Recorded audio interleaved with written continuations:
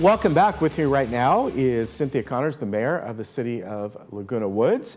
I'd like to welcome you, back again. Always good to be here. Yes, and I know that soon that Noel Hatch will be mayor, but I wasn't sure when that happens. It will happen at the end of our December meeting, which is on the third Wednesday. Okay. We'll go through and conduct all of our business, and then our final element of business will be to elect new officers. Very good. And of course, he was on, I think, last time with me. Yes, he was. So it was good to see him. He's been a very capable mayor pro tem this year, and has filled in for me on occasion. And good for you that you've been mayor for, is it a year or 2 years? It's a year. This is the end of my third one-year term. Okay.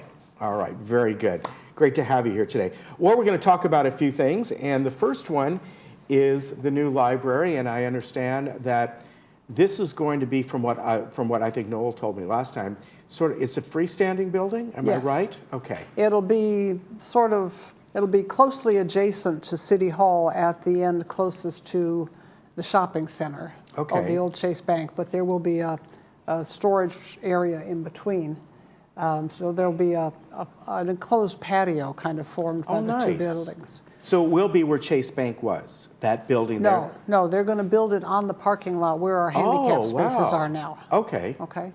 Wow, so it really will be a brand new building. Yes, but small. It's only going to be about 1,800 square feet, but that's a big improvement over what the library has now. That's fantastic. Yeah. And when do you anticipate breaking ground on that? Pretty soon. I would think maybe within 6 weeks, 6 months. 6 months.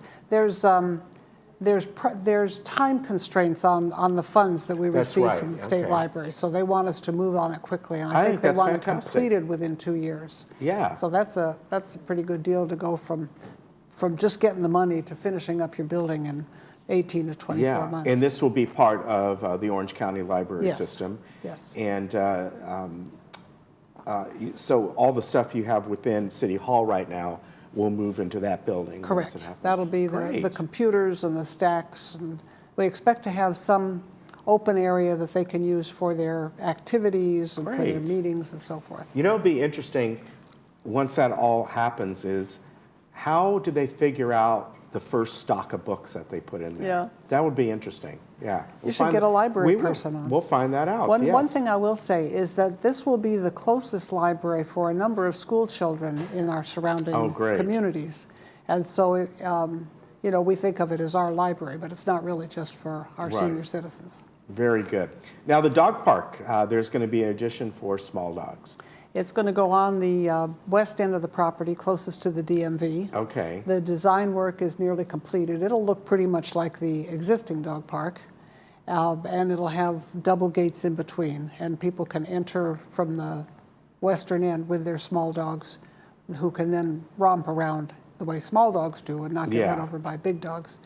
And the design work is just about done. Once that's done, we'll be going out to bid. Then we'll be able to build it. Very good. City maintenance, repaving El Toro, and of course we've also seen they're doing the medians. Yes. And there was something I wanted to ask you about that. Maybe I'm wrong, but it seems to me like several years ago they redid those medians. Am I right, or do you recall that? The olive trees on this particular median have been there a long, long time. Okay. So I would say that, we've been redoing our medians in stages. Okay. Okay, so we've been working on one median or another for quite a long time. Okay. This is the one, these are the ones that you see right outside this building. Right. Along El Toro between Calle Sonora and Moulton. Okay, because I remember several years ago, they did have bushes there, shrubs, and those had been taken away many years ago. That could have even been before my time. Yes, I do.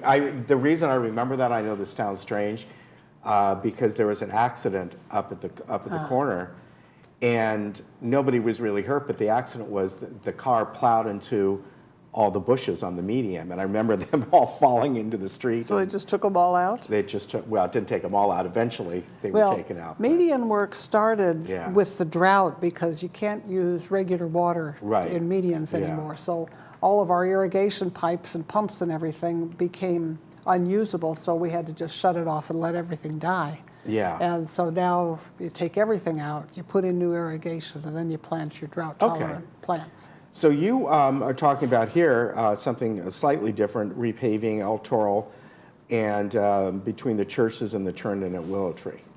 Well, that's going to be The on curb cuts and yeah. all. Well, the two different things. We try to not have too much road work going on all the time. We try to put it into discrete little segments, and then Right. people can drive smoothly for a while, and then there's some more road work. So this is a repaving project on the westbound side of El Toro, starting at the intersection where the traffic light is for the churches, the Catholic Church and the Lutheran Church, Okay. and running up, not all the way to Moulton, but just as far as the left turn lane by the Olive Garden. or, Okay. West of the Olive Garden. And so there'll be some traffic delays along there for a week or two, but it won't take too long. All righty. Now, coming up today, am I right? Today is the shredding event. The shredding event. So if you're watching us in the morning, we have a flyer we can pull up. And we've told you about this a few times, but this is where you bring documents and important papers you don't need anymore. Old They're tax records, Yeah, old they're, medical they're all records. safely shredded. And I think, isn't there a limit of 3 or 4 boxes? Five boxes. Okay, of that's a bags. lot. Yeah. Yeah. If you stored up that many, it's time to get rid of them anyway. But, you look at things, old mortgage documents, paycheck stubs, all kinds of things. Things you really don't need. I think you don't need your tax records, your tax backup after about 7 years. Yeah. So, and this is at St. Nicholas Church. Okay. And because we have such volume, we no longer have the capacity to actually shred it on site while you watch. So they load it into a secure truck, and they take it and shred it. We have a series of trucks running back and forth. And the company that's doing this is bonded for $100 million or something, big Yeah. bond. So you can put your stuff there, excuse me, with some security. And if Yeah. you miss it, there are other places you can Yeah, get shredded. there are. And here in the Village is one at the print shop. I think they charge $1 a pound. Okay. And they also do it at most of the Office Depot or Office Yeah. Max stores. And we want to remind people this isn't a place to get rid of old magazines and newspapers. Right. and- Those you should just put in recycling. Yeah, these are things that are important documents. You have important information on you do no longer need, and they're safely taken care of. Now, a couple proclamations at your meeting. We had a recognition of World AIDS Day, and one of the things that comes to mind for me about that was back in the 80s or 90s, people were dropping like flies, and, Right. a diagnosis of HIV was really a death sentence. And now AIDS is a manageable condition, and it's complex, and it takes some time and attention. It's like serious diabetes or something like Right. that. But research has made it so and has saved the lives of millions. Right. Pancreatic cancer, not so much. This was Pancreatic Right. Cancer Awareness Day was this week. And it's surprising the number of people we had in our council chambers whose lives was touched by that. But every day, more than 1,000 people are diagnosed with pancreatic cancer, and more than 1,000 people die of pancreatic cancer. Yeah. And it's got a very, very low survival rate and very vague symptoms that mimic all kinds of other things. And so there's not really much in the way of treatment, and all we need is more research. Yeah. One is the progress on AIDS is a incentive for what might happen for pancreatic cancer. Yeah, very good.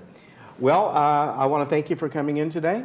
It's been a pleasure to be with you during this year, Yeah. and thanks for all the good news you put out. Maybe next time we'll get both you and Noel on kind of a transition thing. Does that sound Transition good? is always good. Yeah, All thank right. you.